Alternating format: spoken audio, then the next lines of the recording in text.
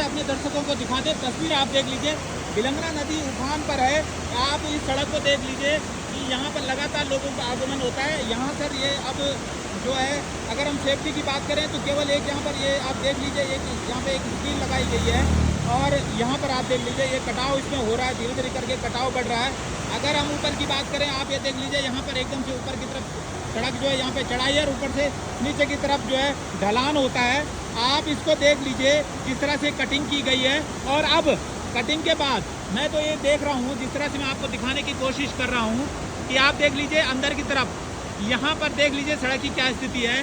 नीचे बिलंगना नदी है और इसी मामले में हमारे साथ सुनीता मैडम है। सुनीता मैडम से भी जानने की कोशिश करेंगे कि ये आप घनसाली में रहते हैं और आज जो है कल शाम से ही बिलंगना नदी काफ़ी उफान पर है। आपदा की दृष्टि से संवेदनशील हमारा घनसाली, ऐसे में जिस तरह से इस सड़क की स्थिति बनी हुई है, क्या कुछ कहना है? सबसे पहले मैं जो है आपके चैनल का धन्यवाद करना चाहूँगी और आपका धन्यवाद करना चाहूँगी कि आप जनहित के मुद्दों को पे हमेशा जो है अपनी आवाज़ ऊंची करके जो है, आप देखिए, अगर देखने वाली बात ये है कि ये जो क्षेत्र है, मुझे ऐसा लगता है कि कोई सा भी टॉपिक होता है ना, तो यहाँ जो जनप्रतिनिधि हो, चाहे प्रशासनिक बॉडी कहा जाए, बहुत ढीला रवैया है। आपदा की दृष्टि से आपने कहा कि ये संवेदनशील इलाका है, क्षेत्र जो घनसाली है, लेकिन संवेदनशील होने के साथ साथ यहाँ के जो लोग हैं, मुझे लगता है कि आपदाओं को जो है, जिस तरह से ये आप देख रहे हैं, ये सड़क नीचे से बिल्कुल खोखली हो चुकी है। ये जो सड़क है नीचे से खोखली हो चुकी है और अगर यहाँ से कोई लोडिंग गाड़ी आती है, कोई बड़ी गाड़ी आती है, तो वो हादसे का इंतजार कर रही है और सीधा बिलंगना नदी में जाएगी। यहाँ से कहा गया था, यहाँ से जो है नीचे मटेरियल उतारा गया था पुल के लिए। एक पुल जो निर्माणाधीन है अभी और दूसरी ये सड़क जो है उसकी वजह से डैमेज कर चुके हैं। ये जो है तमाम जो है, जो हमारा आधिकारिक ऊपर जो है, आप लीजिए तहसील है, हमारा ब्लॉक है, उसको टच करते हैं। साथ ही साथ जो है बिलंगना पट्टी, पूरी बिलंगना पट्टी घुटू जिसका कनेक्टिविटी है, यहाँ से अगर ये रोड डैमेज होता है तो उसके बाद जो है इतनी सारी कनेक्टिविटी यहाँ से ख़त्म हो जाएंगी। तो मतलब ये मान के चलिए। और दूसरा, ये नगर पंचायत क्षेत्र है। नगर पंचायत क्षेत्र में जो है यहाँ पे तमाम लोग, इंजन हो गया है, ट्रिपल इंजन हो गया और उसके बावजूद अधिकारी जो है यहाँ से बराबर जा रहे हैं। सुबह से हम यहाँ से रेगुलर जो है अप डाउन कर रहे हैं यहाँ से, लेकिन उसके बावजूद ये हाल है, यहाँ पे किसी का ध्यान नहीं जा रहा है। ये तो सरासर जो है अब तक जैसे हादसों का इंतजार हो रहा है कि कोई हादसा हो जाए उसके बाद ही कोई निर्णय लिया जाएगा। वैसे देखा जाए तो इस सरकार में होता भी यही है, जब हादसे हो जाते हैं, बड़े बड़े कोई वो हो जाते हैं, चाहे कहीं पुल गिरते हैं कुछ, उसके बाद ही ये जो है सोए हुए जागते हैं। अदरवाइज जो है तब तक इंतज़ार करते रहते हैं कि कब हादसे हों। और यहाँ पे थोड़ा डाउन भी है, बच्चे हैं, स्कूली बच्चे स्कूटी से आते हैं, महिलाएं हैं, बच्चों को छोड़ने आते हैं। अगर यहाँ से स्कूटी थोड़ा सा ये रेत जो कंक्रीट है यहाँ पे इसमें फिसल गई तो सीधे बिलंगना नदी में जाएंगे। तो मुझे लगता है कि यहाँ के लोगों को जागने की ज़रूरत है। जो जनप्रतिनिधि है, मुझे तो उनको देख के समझ नहीं आता है कि किस तरह से सोए रहते हैं, क्यों इस तरह से इंतजार करते हैं हादसों का। बड़ी बड़ी वाहवाही कर रहे हैं, वो बड़े बड़े मंचों से कर रहे हैं, हमने ऐसा कर दिया वैसा कर दिया। खुद आज जो है हमारे विधायक जी का युवा संवाद आपने देखा होगा, घनसाली में युवाओं के लिए संवाद है, लेकिन संवाद किस पे करना चाहते हैं? यहाँ की स्थितियाँ जो है डे बाई डे आप जो है और ज़्यादा खत्म कर रहे हैं। और किस चीज़ का संवाद करना, अगर संवाद करना है तो जन मुद्दों पे संवाद कीजिए, क्षेत्र की जो सुविधाओं के लिए संवाद कीजिए, क्षेत्र की जो व्यवस्थाएं हैं उसके लिए संवाद कीजिए, यहाँ की समस्याओं पे कीजिए ना संवाद।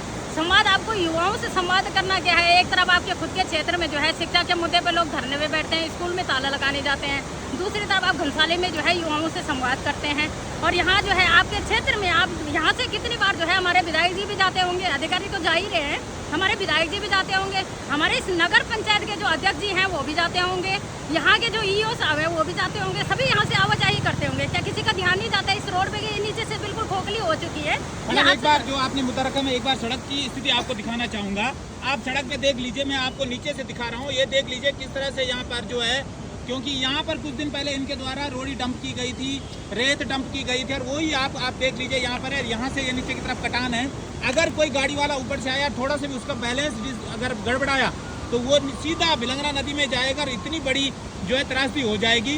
उसकी तरफ किसी का ध्यान नहीं है। आखिर जिम्मेदार क्यों ध्यान नहीं दे रहे, एक बहुत बड़ा सवाल है। और इन्हीं पर मैडम ने बात रखी है। एक बार विनोद भाई से जाते जाते बात करते हैं। विनोद भाई, जिस तरह से सड़क की स्थिति है, जिस तरह से ये पैराफिट जो है तोड़ दिए गए थे सामान ले जाने के लिए, ठीक है, अगर कोई काम होना है तो व्यवस्था बनानी पड़ती है, इस बात को सब मानते हैं, लेकिन अब आपदा का समय है, क्या उसको फिर से दुरुस्तीकरण नहीं किया जाना चाहिए था, या सेफ्टी के लिए उसके उपाय नहीं किए जाने चाहिए थे, यहाँ पर जिस तरह से जनप्रतिनिधियों की बात करें तो यहाँ के प्रमुख जी यहाँ से गुजरते हैं, बीडीओ यहाँ से गुजरते हैं, तहसीलदार यहाँ से गुजरते हैं, एसडीएम यहाँ से गुजरते हैं, क्या किसी की नज़र नहीं जा रही है कि आखिर ये सब हो क्या रहा है?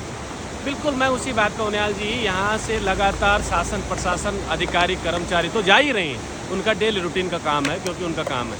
लेकिन सबसे बड़ी बात है कि 186 ग्राम पंचायतों का ब्लॉक, 186 ग्राम प्रधान, 140 यहाँ से बीडीसी मेंबर और उनमें प्रमुख जी, जो हमारे प्रमुख जी हैं, उनका भी डेली यहाँ से आवागमन होता है। संवाद कार्यक्रम आज माननीय विधायक जी ने रखा था, युवाओं के साथ संवाद, लेकिन आप भी यहीं से आवागमन करते हैं। ब्लॉक में अभी मॉक ड्रिल का कार्यक्रम रखा गया था आपदा के निमित्त, माननीय विधायक जी इसी गंतव्य से होते हुए गए। यहीं बगल में गेस्ट हाउस है, सबसे बड़ी बात है, उसमें कई बार के कार्यक्रम जब इनके वीआईपीज़ लोग आते हैं तो यहीं ठहरते हैं बगल में सिमली में। लेकिन क्या उनकी नज़र इस जगह पर नहीं पड़ती है कि ये रोड ख़त्म हो जाएगी, ये कनेक्टिविटी ख़त्म हो जाएगी तो क्या स्थिति होगी? ये जो बच्चों के लिए यहाँ पर दिक्कत का सामने करने के लिए ये सरकार ठेकेदार के द्वारा ये जो चीज़ें करी गई है, क्या उस चीज़ को जो हमारा विभाग है, पीडब्ल्यूडी विभाग है, वो मॉनिटरिंग क्यों नहीं कर रहा? क्योंकि आपकी देख रेख में सीधा सवाल ऐसा है कि जो जिम्मेदार विभाग है वो पूरी तरह से जिम्मेदारी से अपना विमुख हो रखा है। ठेकेदार को लगता है कोई लेना देना नहीं, उसको तो अपना पुल बनाना आज बने चाहे 6 महीने बाद बने, क्योंकि जिस तरह से समय बाउंडेड होता है, मुझे लगता नहीं है आज की परिस्थिति को देखें कि समय पे तैयार भी हो जाएगा। और ऐसे में सड़क को आपदा के समय में खुला छोड़ा गया, मतलब उसके किनारे को तोड़कर, पैराफिट को तोड़कर जो है खुला छोड़ा गया। क्या ऐसा नहीं लगता है कि ऐसे लोगों को आपदा प्रबंधन में ऐसे लोगों के खिलाफ कुछ कार्रवाई होनी चाहिए? बिल्कुल कार्रवाई होनी चाहिए, ठोस कार्रवाई होनी चाहिए, ताकि ये चीज़ें सदन रहे कि आगे कोई भी इस प्रकार की कोताही लापरवाही ना बरती जाए, उनकी जिम्मेदारी तय होनी चाहिए। और साथ ही साथ ये पुल जो तय समय पर जो विभाग के द्वारा ठेकेदार के साथ बॉन्डेड हो रखा था समय अवधि के टाइम पर, ये भी पूरा होना चाहिए। ऐसा नहीं है कि आप साल भर, 1.5 साल, 2 साल तक ये चीज़ें चलती रहे। अभी आपदा का दौर है, हमारे पास अल्टरनेटिव कुछ नहीं है। जो पुराना पुल है उसका अबेटमेंट 2013 में ख़त्म हुआ था। अगर ऐसी स्थिति इस बार आएगी तो हमारे पास गंतव्य के लिए, मतलब यहाँ की कनेक्टिविटी, यहाँ से कनेक्टिविटी ख़त्म हो जाएगी। तो इसलिए उस पुल का भी होना जल्दी, बहुत जल्दी जनता को सुपुर्द होना चाहिए। और ये विभाग इस बात का संज्ञान ले, कतई कोताही लापरवाही ना बरते। यदि ऐसी लापरवाही कोताही बरती जाती है तो आने वाले समय में हम लोग यहाँ पर इस चीज़ के लिए, हर एक चीज़ के लिए बाध्य रहेंगे।